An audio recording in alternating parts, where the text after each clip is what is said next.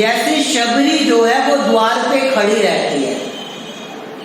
शबरी को मतंग ऋषि ने कहा, मैंने कहीं ऐसा पढ़ा नहीं है कि मतंग ऋषि ने शबरी के कान में मंत्र दिया हो, कहीं पे भी ऐसा पढ़ा नहीं है, कहीं नहीं लिखा कि शबरी को मतंग ऋषि ने मंत्र दिया हो, ऐसा कहीं नहीं लिखा।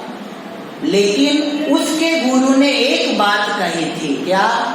कि तुझे अयोध्या जाने की जरूरत नहीं है, तुझे चित्रकूट जाने की जरूरत नहीं है, तुझे मिथिला जाने की जरूरत नहीं है। तू क्या करना, यहीं पे बैठी रहना। क्या करना? यहीं पे बैठी रहना और यहीं पे बैठे बैठे इंतजार करना, प्रतीक्षा करना।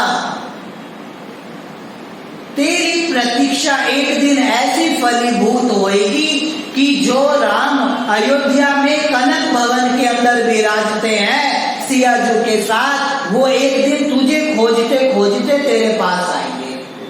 वो तुझे खोजते खोजते तेरे पास आएंगे, ऐसा लिखा है।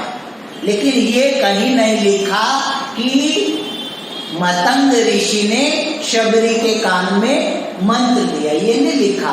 बस यही कहा कि तू बैठे रहना और तेरे को खोजते खोजते राम आएंगे, जिसको कबीरदास जी कहते हैं क्या?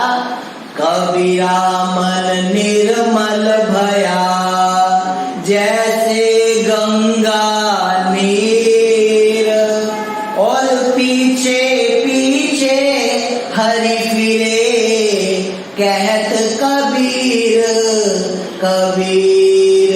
तो बैठे रही और बैठी बैठी एक दिन क्या हुआ कि उसके द्वार पर राम जी आ गए।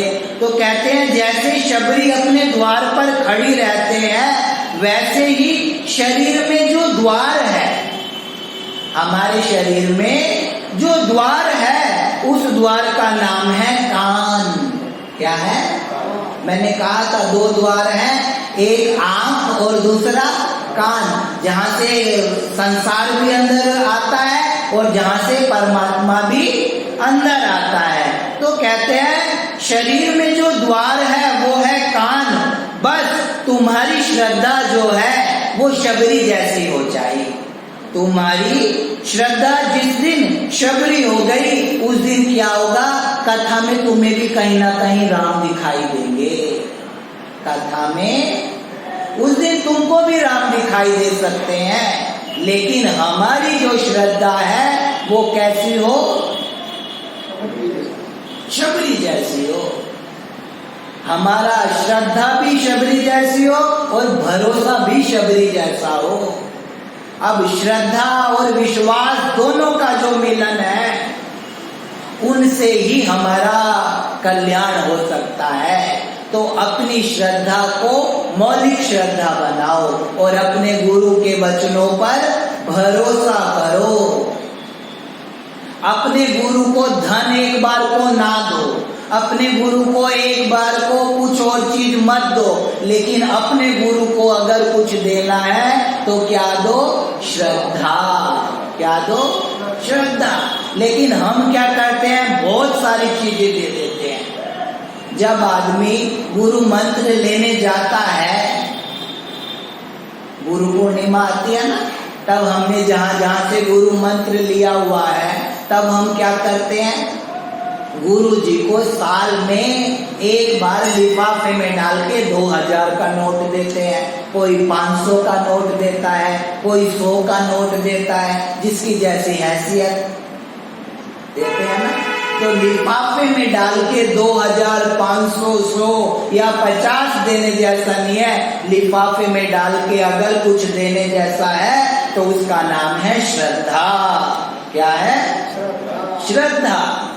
अपने गुरु के वचनों में भरोसा होना, ये है श्रद्धा का लक्षण। तो श्रद्धा होनी बहुत जरूरी है और श्रद्धा ही हमारा कल्याण कर सकती है। श्रद्धा की भूमि पर ही विश्वास का बीज लगता है। श्रद्धा जो है उस विश्वास का बीज लगता है और विश्वास का बीज ही राम मिलन का फल देता है।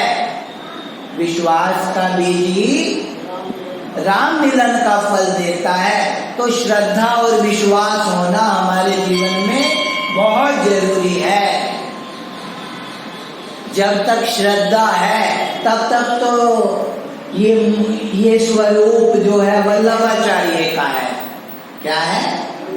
जब तक श्रद्धा है तब तक ये स्वरूप वल्लभाचार्य जी का है। और अगर श्रद्धा ना हो तो ये क्या है? मूर्ति है। क्या है? मूर्ति है। श्रद्धा हो तो जो प्रवाह बह रहा है वो क्या है? कथा है।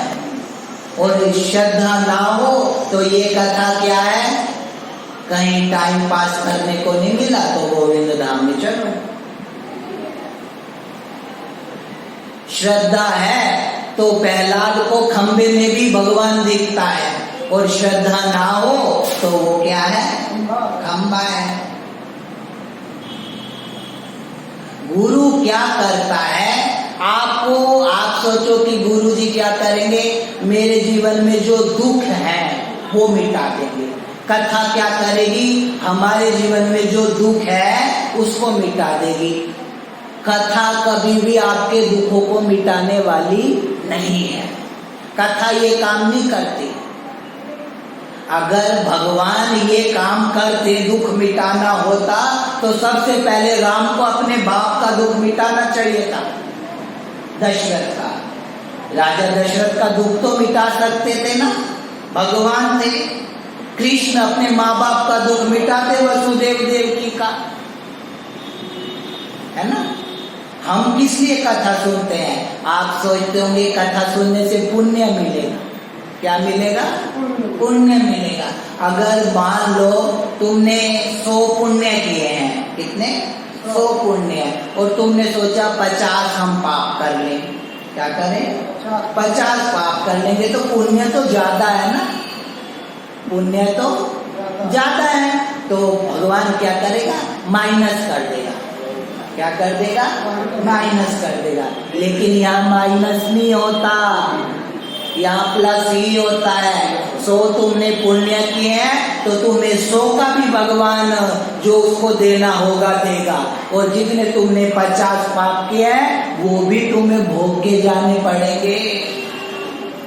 तो भगवान क्या करता है? हमारे दुख नहीं मिटाता। भगवान का ये धंधा ही नहीं है। उसमें दुख तो क्या है? भगवान से कहो कि हमें भोग के ही जाने पड़े, ताकि अगला जो जीवन मिले वो हमें साफ सुथरा मिले।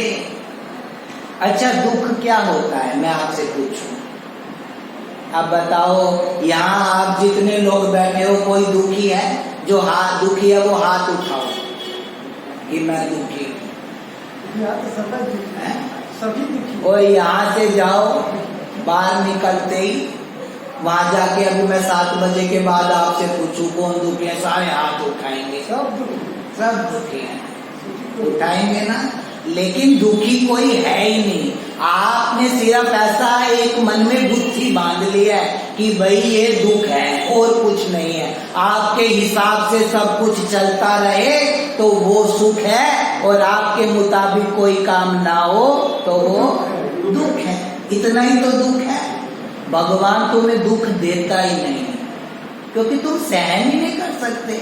भगवान ने दुख तो प्रहलाद को दिया, मीरा को दिया, सूर को दिया, वैसा दुख तुम्हारे पास है?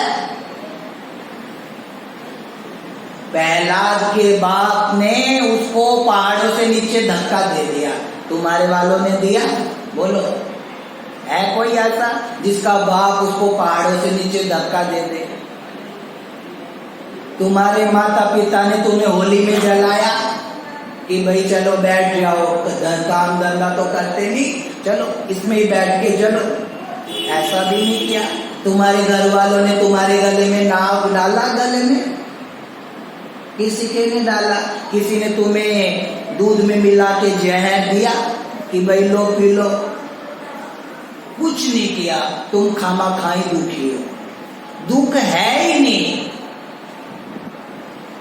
कहते हैं बुल्ले शाह ने एक बात कही कि बुलिया रबदा की पोना ऐथे चुपके ओथे लाना। जो संसार में मन पड़ा हुआ है उसको उठा के श्री ठाकुर जी के चरणों में लगा दो और हो गई प्राप्ति। जहाँ जो दुख में मन पड़ा हुआ है उसको उठा के श्री ठाकुर जी के चरणों में लगा दो, मिल गया सुख। तो भगवान जो है वो हमारे दुखों को कम नहीं करता। कथा जो है वो आपके दुखों को नहीं कम करेगी, वो क्या करेगी, बस आपको एक आंख दे देगी। क्या दे देगी? एक दृष्टि दे देगी आपको। और दृष्टि जो है, और जहां तुम्हारे पास दृष्टि आई वहां तुम्हारी सृष्टि जो है वो अपने आप बदल जाएगी। वो अपने आप बदल जाएगी। तो सद्गुरु क्या करता है, कथा क्या करती है, वो मनुष्य को आंख देती है। क्या देती है? आंख देती है। और आंख अगर आपके पास है तो आपको खंबे में भी नरसिंह दिखाई देगा। कहते हैं एक भजन है उसमें गाया गया, गरम गरम खंबे से लगाया बाप ने प्रहलाद को, देवते रोने लगे पर तरस न आया बाप को। भक्त बेचारा डर न जाए, सोचा जब भगवान ने नरसिंह रूप धार के चक्कर लगाया शाम ने। तो हमारे पास दृष्टि होनी चाहिए, और दृष्टि अगर आपके पास है तो आपकी सृष्टि जो है वो बदल सकती है। ऐसी जो दृष्टि है वो कोई सद्गुरु देता है, उसके वचन देते हैं। उन वचनों में हमें भरोसा होना चाहिए, उन वचनों में भरोसा होना चाहिए। कहते हैं श्री गुरु पद नखमणि गण ज्योति, सुमिरत दिव्य दृष्टि होती। गुरुपद रज मृदु मंजुल अंजन, नयन में दृग दोष विभंजन। तो जो श्रोता है उसके पास श्रद्धा होनी चाहिए, और जो वक्ता है उसके पास विश्वास होना चाहिए। तब क्या होगा, इस पथ पे आपकी गति होगी। तो जे श्रद्धा संबल रहित और नहीं संतन कर साथ। पहली बात, इस पथ पे चलने के लिए श्रद्धा होनी चाहिए, और दूसरी बात संतों का संग होना चाहिए। क्या होना चाहिए? संतों का संग। और तिनकर मानस अगमति जिन्हन प्रिय रघुनाथ।